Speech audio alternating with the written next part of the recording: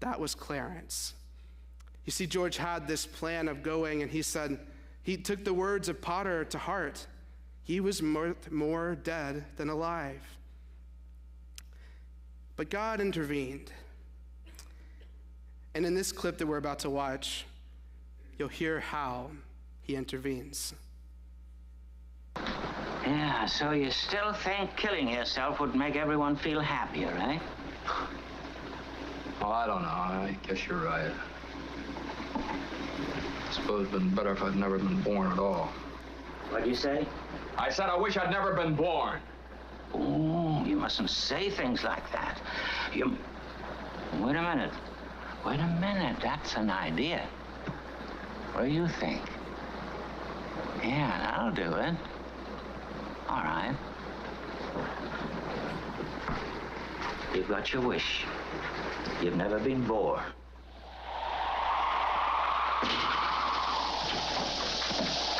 You don't have to make all that fuss about it. So George gets his wish. He gets to see a world in which he had never been born. And through a course of events, he starts to see how his life has impacted the people of his town. After this scene, he goes into Bedford Falls, as he thought, but it's now called Pottersville. And as he walks into town, he goes to Martini's. Martini is a friend of him. It's a bar that he goes to, but it's no longer Martini's because he was never able to get the money to build the house because George wasn't there. And so now Nick owns the bar, and George gets kicked out, and he starts to run through the town, and he realizes that all these people that he's spent his life with no longer know who he is. And he's given this incredible gift to see what the world would have been like without him in it. And that's the thing, that we don't have this grand moment of magic, because this is magic, this isn't great theology, the movie itself, but the movie itself is not great theology, but we don't have the opportunity to see the seeds that we have sown in the lives of other people. We don't. And that's why we have faith in God for the moments. But George does get to see that. And one of the things that George did early on in his life was save his brother Harry when the ice broke when they were sledding one day. And that's what leads to this scene right here. Are you sure this is Bailey Park? No, I'm not sure of anything anymore. All I know is this should be Bailey Park. But where are the houses? We went here to build them.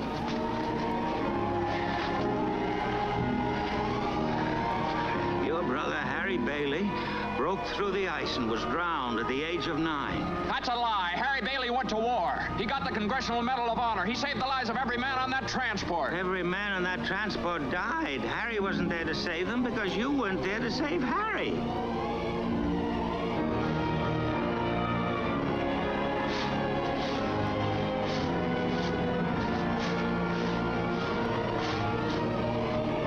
You see, George, you really had a wonderful life. Don't you see what a mistake it would be to throw it away? Clarence? Yes, George? Where's Mary? Oh, well, I can't... I don't know how you know these things, but tell me, where is she? If you know where she is, tell me where my wife is. I'm not supposed to tell. Please, Clarence, tell me where she is. You're not going to like it, George. Where is she? She's an old maid. She never married. Where is Mary? Where is she? Where is she? She's just about to close up the library. Oh, there must be some easier way for me to get my wings. Clarence says to George, each man's life touches another's. Each man's life touches another's.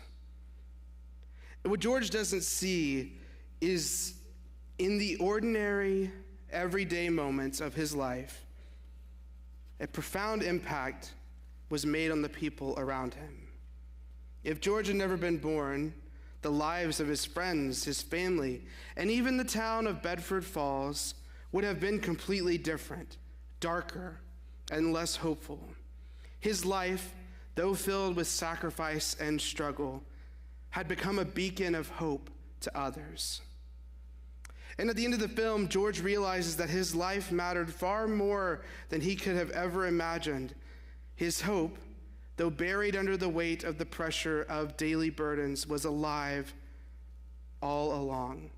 His actions, rooted in love and sacrifice, had created a ripple effect that changed the lives of everybody in the town for the better. And in the end, his faith in the goodness of others is restored. And both Mary, the mother of Jesus, and George are ordinary people, living seemingly ordinary lives.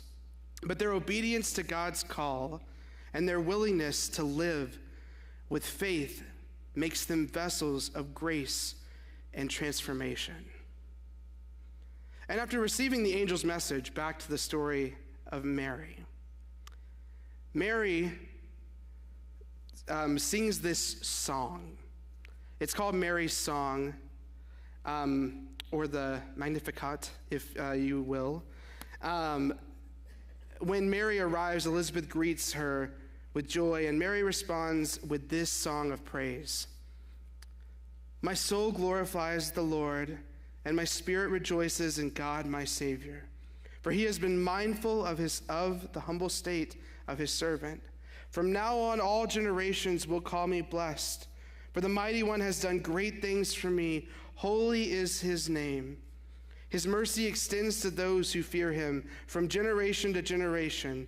He has performed mighty deeds with his arm. He has scattered those who are proud in their inmost thoughts. He has brought down rulers from their thrones, but he has lifted up the humble. He has filled the hungry with good things, but has sent the rich away empty.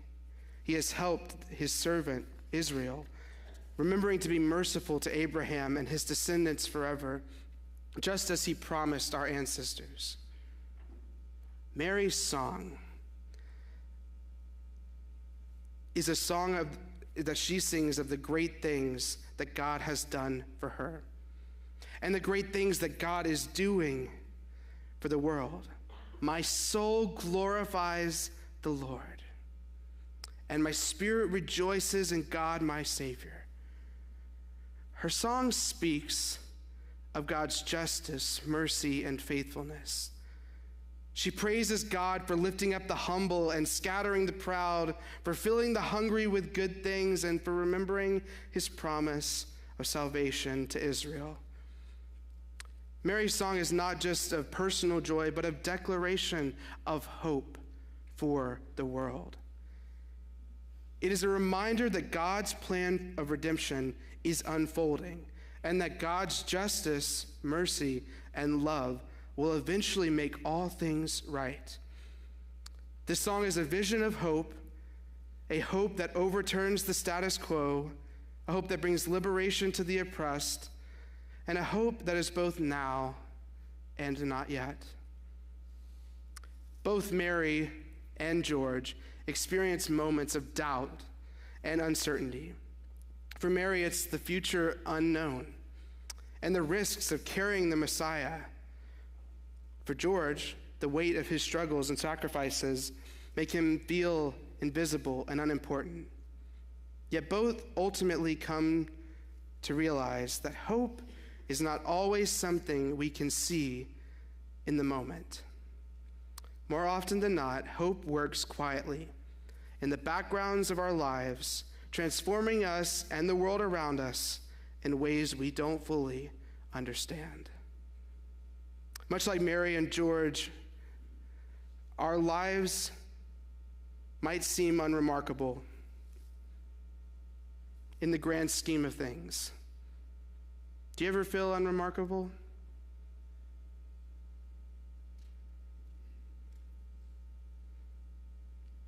I mean, George, he never travels. He never becomes a millionaire. But George's life is filled with moments of sacrifice and choosing others over himself, of showing up in big and small ways for his family and community.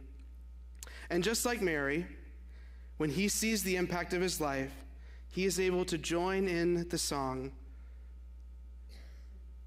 and say, God has done great things through me and my life, even if I never saw it. He's able to say, I have seen the goodness of God. The message of both the incarnation and It's a Wonderful Life is this: faithfulness in the small, ordinary things of life is never wasted.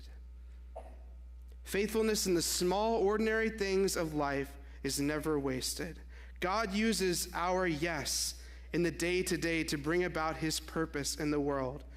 Mary's simple act of saying yes to God transformed the world, bringing forth the Savior of the world.